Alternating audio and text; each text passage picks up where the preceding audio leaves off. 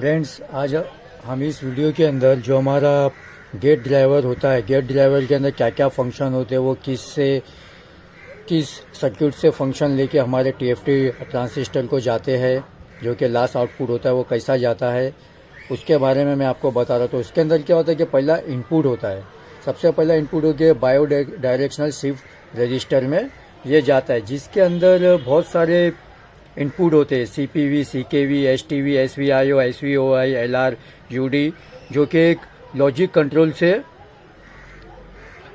Control किया जाता है, जो कि नैंड गेट्स की एक सीरीज होती है, दो लेयर होती है, उससे बनता है, जो कि और इसके जो लॉजिक वोल्टेजेस होते हैं नैंड गेट के, वो वीडीएस, वीएसएस और जो उसको सिग्नल दिए जाते हैं वो ओई और एक्सएओ उसको दिए जाते हैं, वो मैं आपको बताऊंगा। और ये जो लॉजिक कंट्रोल से ही ये कंट्रोल होता है, यानी ये दोनों आपस में जुड़े हुए रहते हैं। फिर ये इसका जो इनपुट है, यहाँ से जो आउटपुट जाता है लेवल शिफ्टर में। लेवल शिफ्टर में क्या होता है कि डिजिटल सिग्नल को ये एनालॉग सिग्नल में बदलकर वीजीएच और वीजीएल बनाता है। ये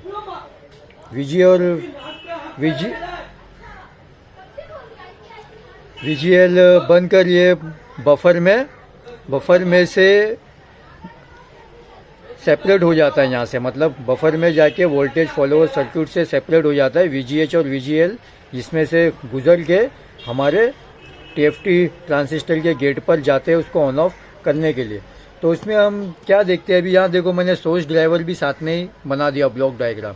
इसमें भी क्या होता है कि बायो डायरेक्शनल शिफ्ट रजिस्टर के जरिए 8 जो इससे आउटपुट आता है वो लैच में आता है। लैच एक मेमोरी होती है, मेमोरी में जाके वापस इसमें से 8 आउटपुट निकल कर, यानी 8 डाटा निकल कर डैक में जाते हैं। और डैक में क्या होता है कि हमारे जो हमारे गामा वोल्टेजेस है, जो हमारे गामा वीजीए जो होते हैं और वीकॉम होते हैं, वो डिजिटल टू एनालॉग कन्वर्टर में जाकर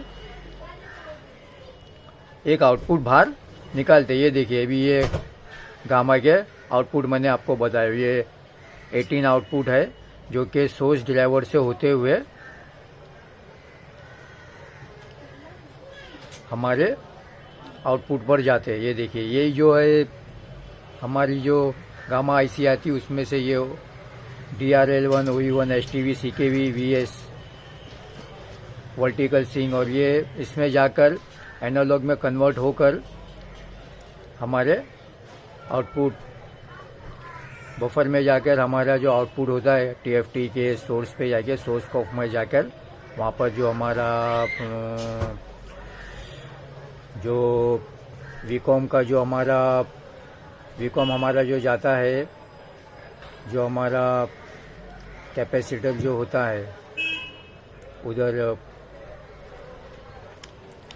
उधर जो हमारे ये लिक्विड क्रिस्टल की जो कैपेसिटी होती है, वहाँ पे उसके फाइनल जो हमारा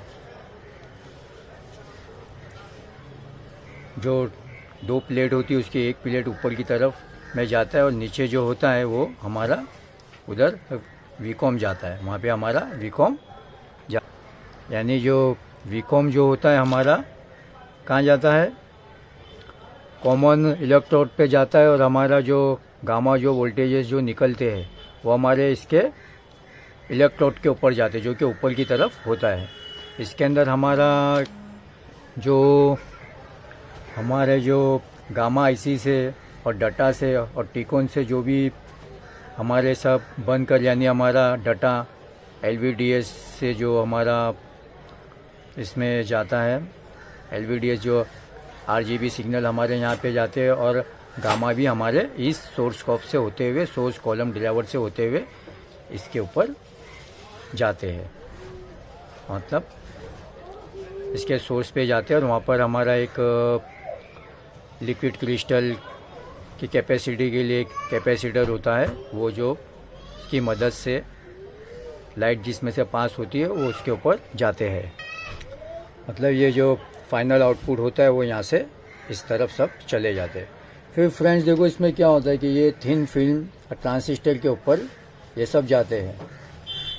तो थिन फिल्म ट्रांजिस्टर जो बहुत सारी कंपनियों में अलग अलग स्टेप से अलग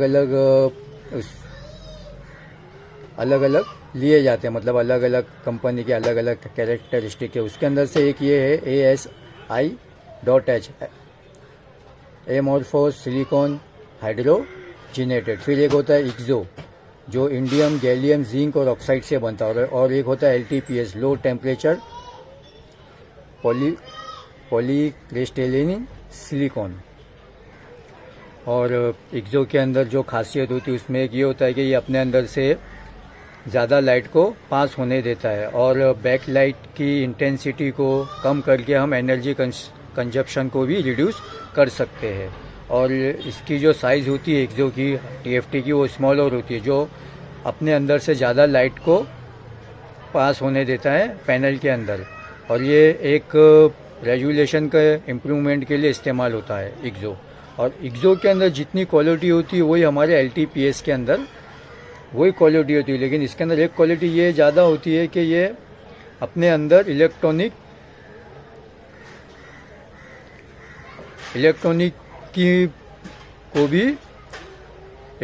को पिक्सल के साथ काम करने देता है, इंटीग्रेटेड काम करने, यानी उसके अंदर इलेक्ट्रॉनिक को पिक्सल के साथ काम करने देता है।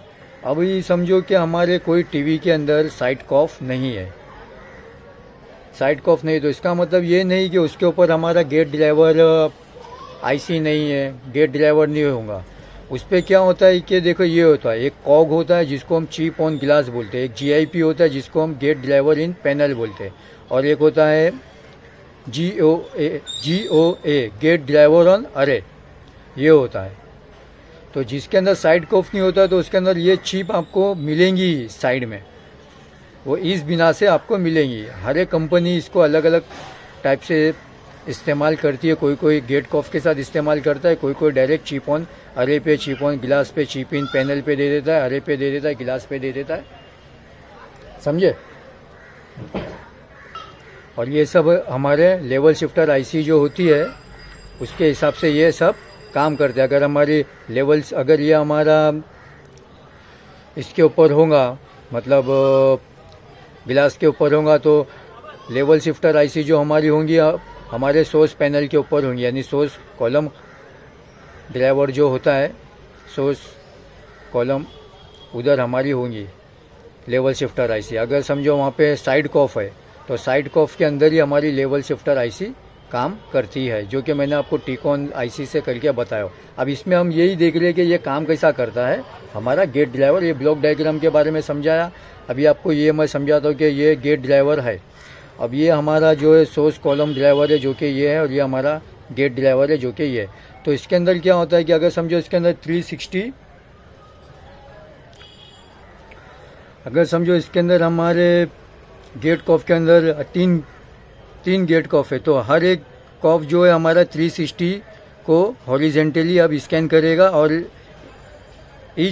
हर एक क्लॉक 180 लाइन को कंट्रोल करेंगे। ये हमारा VGH और VGL से कंडक्ट होता है। अगर VGH रहेगा तो ऑन रहेगा, VGL रहेगा तो ऑफ रहेगा, वो मैं आपको आगे बताता हूँ। अब इसमें क्या होता है, देखो ये जो हमारा गेट कॉफ है वो हर एक IC के नंबर से जाना जाता है। अगर हर एक इसमें जो IC होती है उसके नंबर से उसके सिग्नल अलग अलग पॉइंट के ऊपर मिलते हैं, और वो हमको मालूम करना होता है देख के। और जिसको एक्सपीरियंस है वो डायरेक्ट भी उसके ऊपर वो करके टेस्ट पॉइंट के ऊपर मल्टीमीटर से करके जान सकता है कि कौन सी पॉइंट कौन सी, अगर उसको सिग्नल और उसका वोल्टेज और उसका ग्राफ मालूम हो तो। अब इसमें क्या होता है कि ये एक प्लास्टिक मटेरियल से बनी होती है जो कि पॉलीमाइड से बना होता है, और ये जो हमारे टेस्ट पॉइंट है इसको इंसुलेटिंग मटेरियल से ये कवर किया जाता है, ताकि जब हम इसको अंदर बंद करें तो किसी के ऊपर ये शॉर्ट सर्किट नहीं हो जाए। जब भी हमको ये वोल्टेज चेक करना होता है वो इंसुलेटिंग मटेरियल हटा के चेक करना होता है। अभी ये देखिए, ये पॉलीमाइड कैरेक्टरिस्टिक है जो हम एक ग्राफ के जरिए समझते हैं। अगर समझो 1000 हावर होगा तो ये सब इसके बीच में ये सब है ना वेरी नहीं होती, यानी इसकी जो कैरेक्टरिस्टिक वेरी नहीं होती है, जैसा है वैसा ही रहता है, यानी ये नरम ऐसा कुछ ऐसा पड़ता नहीं है। तो 1000 हावर से ये 300 डिग्री तक, और 10 हावर से ये 400 डिग्री सेल्सियस तक ये इसकी कैरेक्टरिस्टिक वेरी नहीं होती है, ये जो कि पॉलीमाइड से बना हुआ होता है। पॉलीमाइड जो मटेरियल होता है प्लास्टिक में, उससे बना होता है। ये भी मैंने आपको बता दिया। अब सबसे पहले हम बायो डायरेक्शनल शिफ्ट रजिस्टर के ऊपर आते हैं। उसमें क्या होता है कि ये हमारा फ्लिप फ्लॉप है। शिफ्ट रजिस्टर जो है वो बहुत सारे इलेक्ट्रॉनिक डिवाइस से बने होते हैं। इसमें जो फ्लिप फ्लॉप हम इसे कहते हैं, और ये फ्लिप फ्लॉप हमने जो इसमें इस्तेमाल किया गया है, ये डी फ्लिप फ्लॉप का हमने इस्तेमाल इसके अंदर किया है। यानी शिफ्ट रजिस्टर में बहुत से इलेक्ट्रॉनिक डिवाइस होते हैं जो कि फ्लिप फ्लॉप हम जिसको कहते हैं, और इसके अंदर हमने डी फ्लिप फ्लॉप का इस्तेमाल किया गया। और भी बहुत सारे एसआर फ्लिप फ्लॉप भी आते हैं, बहुत से फ्लिप फ्लॉप आते हैं, इसमें हमने डी फ्लिप फ्लॉप का इस्तेमाल किया होता है। तो इसमें क्या होता है कि ये जो डाटा है, डी फॉर डाटा और टी फॉर टाइम। अब ये डाटा के ऊपर जब हम यहाँ पर 0 1 देंगे, यहाँ पे 0 और यहाँ पे 1 देंगे, 1 बाय 1 अगर हम देते हैं, तो अगर 0 हम यहाँ पर देंगे तो इसका मतलब 2 इनपुट है और 2 आउटपुट। अगर यहाँ पर 0 देंगे तो हमको इधर आउटपुट में भी 0 मिलेगा, और यहाँ पे हम 1 देंगे तो यहाँ पे हमको आउटपुट में भी 1 मिलेगा। Q1 जो Q1 बार है उसके ऊपर इन्वर्स वैल्यू मिलेगी, यानी जो यहाँ पर मिलेगा उसका उल्टा हमको यहाँ पर मिलेगा। इसमें जो D का मतलब होता है कि वो वर्टिकली स्कैन को चालू करे, यानी बिगिन करे। डाटा इसमें आता है और ये कहता है कि वर्टिकली स्कैनिंग को स्कैन करना, वर्टिकल लाइन को स्कैन करना स्टार्ट करे। और ये जो हमारा टाइम है, जो कि टाइमिंग कंट्रोल जो कि क्लॉक से होता, यानी ये इसमें क्या बताता है कि फ्लिप फ्लॉप की सेटिंग के हिसाब से ही, और जो हमारे राइजिंग और फॉलिंग टाइम जो होता है क्लॉक का, उसके हिसाब से ही हमारा डाटा जो है इंफॉर्मेशन और डाटा पास होते हैं। डाटा और इंफॉर्मेशन हमारे पास होते हैं, यानी वो डिजिटली क्लॉक के ऊपर उसका राइजिंग एज 0 to 1, देखो यहाँ मैंने लिखा है राइजिंग एज टाइम 0 to 1 और फॉलिंग टाइम 1 to 0। ये 1 to 0 ऐसा आएगा और 0 to 1 ऊपर जाएगा। तो इसी के ऊपर से ये सब कंट्रोल किया जाता है हमारा आउटपुट यहाँ पर लेने के लिए। अब हम इसके बाद ये देखते हैं कि हमारा बायो डायरेक्शनल शिफ्ट रजिस्टर कैसा काम करता है। अब इसके अंदर मैंने ये भी बताया हूँ कि डी क्लॉक क्यू जो कि आउटपुट है और क्यू बार ये क्या आउटपुट है। और यहाँ पे जो हमने राइजिंग जो टाइम लिए है, राइज एज का टाइम हमने लिए है, यानी 0 to 1 का टाइम लिए। जब यहाँ पर 0 होगा तो क्यू के ऊपर 0 होगा और यहाँ पे क्यू बार पे 1 रहेगा और 1 के ऊपर 0 रहेगा। ये अगर डी के ऊपर 1 रहेगा तो क्यू के ऊपर 1 रहेगा, और क्यू बार के ऊपर इसकी इन्वर्स वैल्यू रहेगी, यानी यहाँ पे 0 रहेगा। यानी डी और क्यू का वैल्यू सेम रहेंगी और डी और क्यू बार की वैल्यू अपोजिट रहेगी। अब जरा हम इसमें बायो डायरेक्शनल जो शिफ्ट रजिस्टर का जो स्टार्टिंग होती है वो कैसी होती है वो मैं आपको बताता हूँ। अभी जैसा कि मैंने यहाँ पे बताया, ये कि फ्लिप फ्लॉप है, जो कि बहुत से फ्लिप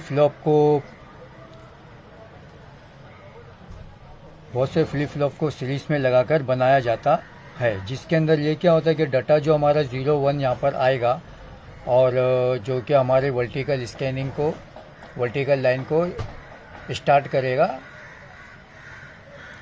शुरुआत से शुरू करेगा स्कैनिंग के लिए, समझे। यानी वर्टिकल लाइन को स्कैन करने के लिए स्टार्ट करेगा।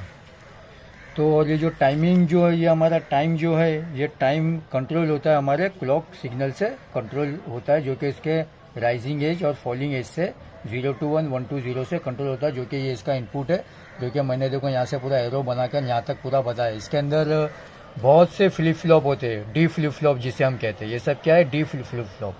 इसके अंदर हर एक फ्लिप फ्लॉप का आउटपुट दूसरे फ्लिप फ्लॉप के अंदर एंटर होते रहता है, और लास्ट में हमको क्यू एन के ऊपर हमको आउटपुट मिलता है 0 या 1 के हिसाब से। जो भी हम यहाँ पर आउटपुट देंगे वहाँ पे इनपुट देंगे, यहाँ पे हमको वैसा आउटपुट मिलेगा और इसका इन्वर्स हमको यहाँ पर QN के ऊपर, QN बार के ऊपर हमको मिलेगा। ये पूरा ऐसा चलते ही रहता है।